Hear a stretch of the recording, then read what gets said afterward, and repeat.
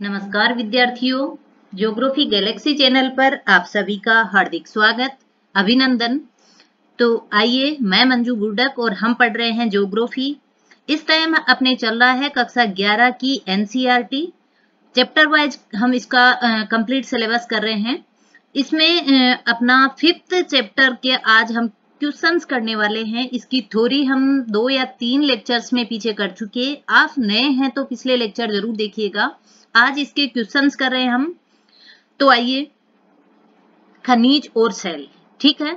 ये चैप्टर कक्षा 11 के लिए ही नहीं, बाकी कंप्लीट जो कंपटीशन एग्जाम है उन सब के लिए काफी इंपॉर्टेंट है ये चैप्टर। तो आप ध्यान से मतलब प्रत्येक क्वेश्चन पर ध्यान देना। प्रत्येक एग्जाम में इस चैप्टर में से आपको क्वेश्चन मिलेंगे और जो जो क्वेश्चन एग्जाम में बनते हैं इंपॉर्टेंट है, वो कंप्लीट जो क्वेश्चन है मैंने यहाँ मेंशन किए हैं, ठीक है। तो पहला जो क्वेश्चन है अपना वो है कि निम्न में से कौन ग्रेनाइट के 2 प्रमुख घटक हैं, ठीक है। देखिए, पिछले जो चैप्टर के मतलब वो जो पिछले क्वेश्चंस होते हैं लास्ट में अंत में जो एमसीक्यूज होते हैं वो तो मैंने लिए ही हैं, क्योंकि आपको पता होगा कि कई बार कंपटीशन एग्जाम में हूबहू वहीं से क्वेश्चन उठा लेते हैं एग्जामिनर, ठीक है। बनाने का कष्ट कौन करे, जैसा होता है वैसा का वैसा क्वेश्चन डाल देते हैं। सबसे पहले तो मैं उन क्वेश्चंस पे फोकस करूंगी, तो वो क्वेश्चन आप ध्यान दीजिएगा। उसके बाद में जो भी इस चैप्टर में क्वेश्चन बन रहे हैं वो कंप्लीट जो क्वेश्चन लिए हैं। अगर आपको थ्योरी भी कम समझ में आई है तो इन क्वेश्चन से आप बहुत अच्छे से एग्जाम में इस टॉपिक को हैंडल कर सकते हैं, ठीक है। तो पहला क्वेश्चन हमने देखा कि निम्न में से कौन ग्रेनाइट के 2 प्रमुख घटक हैं, ठीक है। प्रमुख घटक पूछे हैं ग्रेनाइट के, तो ग्रेनाइट की चर्चा हम अच्छे से चैप्टर में कर चुके हैं। इसमें आप देखते जाइए ऑप्शन: लोहा निकिल, सिलिका एल्यूमिनियम, लोहा चांदी या फिर लोहा व पोटेशियम। तो अपना 2 नंबर ऑप्शन है सिलिका एम एल्यूमिनियम, इसका करेक्ट आंसर होगा। ध्यान रखना, ग्रेनाइट 2 प्रमुख घटकों से बना है जिसमें से सिलिका और एल्यूमिनियम ठीक है इसमें, ठीक है। अगला क्वेश्चन है कि इनमें से कौन सा कायांतरित सेलों का प्रमुख लक्षण है, ठीक है। कायांतरित सेल 3 प्रकार की है, हमने अच्छे से देखा है। आग्नेय, अवसादी और कायांतरित, ठीक है। तो तीनों जो सेल है वो अच्छे से हमने पढ़ी है इस चैप्टर में। आप यहाँ पूछ रहे हैं क्वेश्चन में कि कायांतरित सेल के प्रमुख लक्षण बताइए, ठीक है। तो परिवर्तनीय, क्रिस्टलीय, शांत या पत्रण, कौन सा ठीक होगा? तो हम जानते हैं कि ये सब के सब जो है पत्रण, शांत, क्रिस्टलीय है जो आग्नेय का है, ठीक है। पत्रण जो है अवसादी का है, लेकिन जो परिवर्तनीय है वो कायांतरित सेल का प्रमुख लक्षण है, ठीक है। अगला क्वेश्चन, निम्न में से कौन सा एकमात्र तत्व वाला खनिज नहीं है, ठीक है। आपको सबसे पहले नहीं पर फोकस करना है कि कौन सा ऐसा तत्व है जो कि एकमात्र तत्व से बनने वाला नहीं है, ठीक है। क्वेश्चन पर ध्यान दीजिएगा, नहीं पूछा है तो हमने देखा है स्वर्ण यानी सोना, चांदी, ग्रेफाइट, ये तीनों के तीनों एक तत्वीय खनिज हैं, जबकि जो माइका है, ठीक है, माइका जो है इसमें करेक्ट होगा, यानी माइका एक तत्व वाला खनिज नहीं है। ध्यान देना, क्वेश्चंस काफी इंपॉर्टेंट है। अगला क्वेश्चन है कि इनमें से कौन कठोरतम खनिज है। कठोरतम यानी जो मुलायम से कठोर, 10 खनिज है, 10 खनिज हैं, 1 नंबर से 10 तक मुलायम से कठोर, तो वो सब की सब आपको मैंने अच्छे से बता दिए हैं। अब यहाँ हमें सबसे कठोर छांटना है। देखिए, हो सकता है यहाँ आपको डायरेक्ट मिल जाए कि सबसे कठोर कौन है, यानी 10 नंबर पे कौन है ऑप्शन में, लेकिन ये भी हो सकता है एग्जाम में कि लास्ट न होकर 4 ऐसे खनिज दे दें, उनमें से आपको जो कठोर है वो छांटना हो। इसलिए 1 से 10 तक आप इतना अच्छे से याद कर लो कि जो भी जिस भी खनिज की बात हो रही हो, आपको मतलब बिल्कुल टिप्स पे याद हो कि ये कौन से नंबर पे, ठीक है।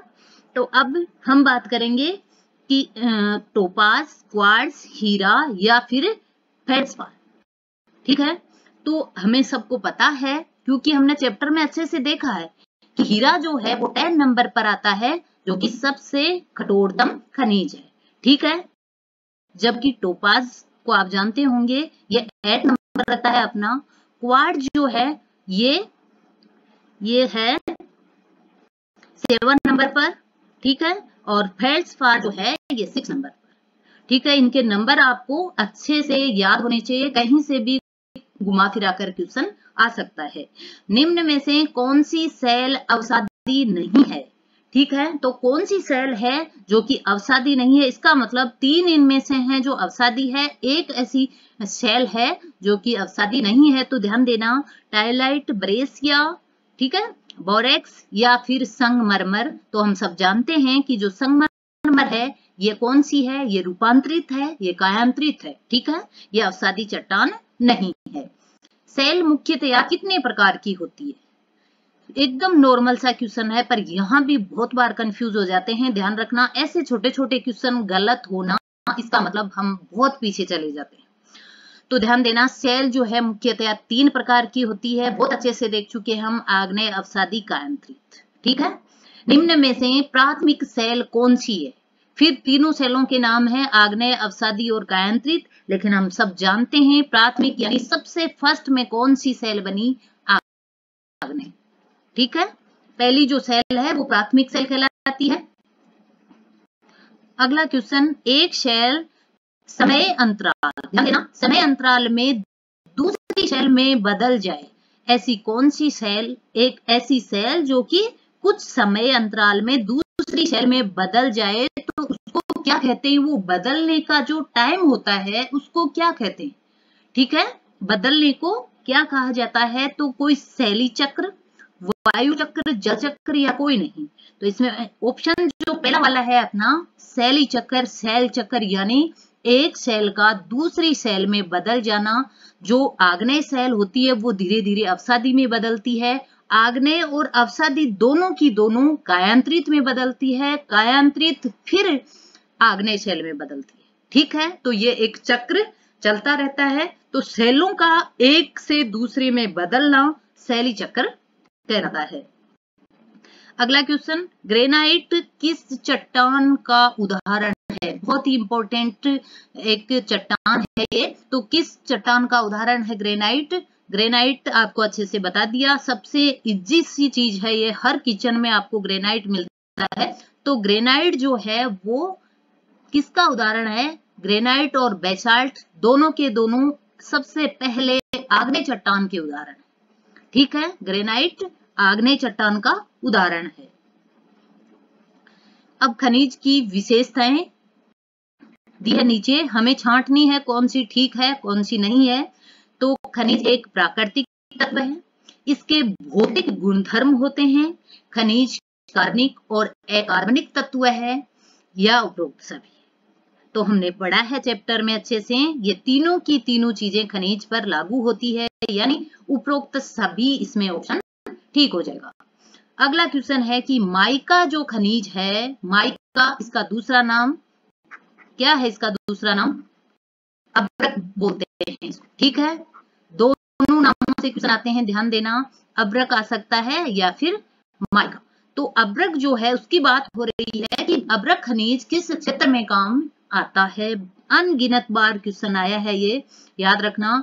विद्युत कारखानों में, खेल उद्योग में, लोहे उद्योग में या फिर कोई नहीं। तो विद्युत उद्योग में जो खनिज काम आता है वो होता है अभ्रक यानी माइका, ठीक है। अगला क्वेश्चन, निम्न में से एक धात्विक खनिज नहीं है, 4 धातु दी हुई है आपके पास, 4 धातुएं हैं, इनमें से पूछा है कि एक धात्विक, ठीक है, ठीक है। ये क्वेश्चन को अच्छे से समझो, निम्न में से धात्विक खनिज नहीं है, इनमें से 4 में से एक ऐसी है जो धात्विक खनिज नहीं है, अधात्विक खनिज है, उसको आपको अलग करना है। आपको मैंने चैप्टर में अच्छे से बताया था धात्विक खनिज कौन कौन सी हैं, ठीक है। लोह धातु, अलोह धातु और बहुमूल्य धातु 3 प्रकार की धात्विक खनिज होती है और अधात्विक खनिज अलग होते हैं। ठीक है, तो यहां पूछा है हमें कि धात्विक खनिज नहीं है, यानी अधात्विक खनिज कौन सा है इन चारों में से? तो ध्यान दीजिएगा, गंधक, ठीक है, फास्फेट और नाइट्रेट और सीसा। ठीक है, सीसा जो है वो धात्विक खनिज, ये क्वेश्चन निम्न में से धात्विक खनिज है। ठीक है, आप नहीं को क्रॉस करो, निम्न में से धात्विक खनिज कौन सा है? ये सब के सब अधात्विक हैं, गंधक, फास्फेट और नाइट्रेट, जबकि सीसा जो है एक धात्विक खनिज है। ठीक है, ध्यान देना अच्छे से, इस क्वेश्चन में थोड़ी सी मिसप्रिंट हुई है। ये तीनों के तीनों क्या है? अधात्विक खनिज। ठीक है, ये अधात्विक है, जबकि जो सीसा है ये धात्विक खनिज है। ठीक है, धात्विक। अगला क्वेश्चन, सभी खनिजों का मूल स्रोत है, मतलब खनिज बनने का जो मूल स्रोत है वो क्या है? तो आप जानते हैं कि मैग्मा जो है, सबसे ज्वालामुखी में से सबसे पहले जो मैग्मा जो ये पिघला हुआ पदार्थ निकलता है, उसी से खनिज, ये खनिजों का जो आधार होता है, मतलब मैग्मा। ठीक है, उसी से खनिज बनते हैं।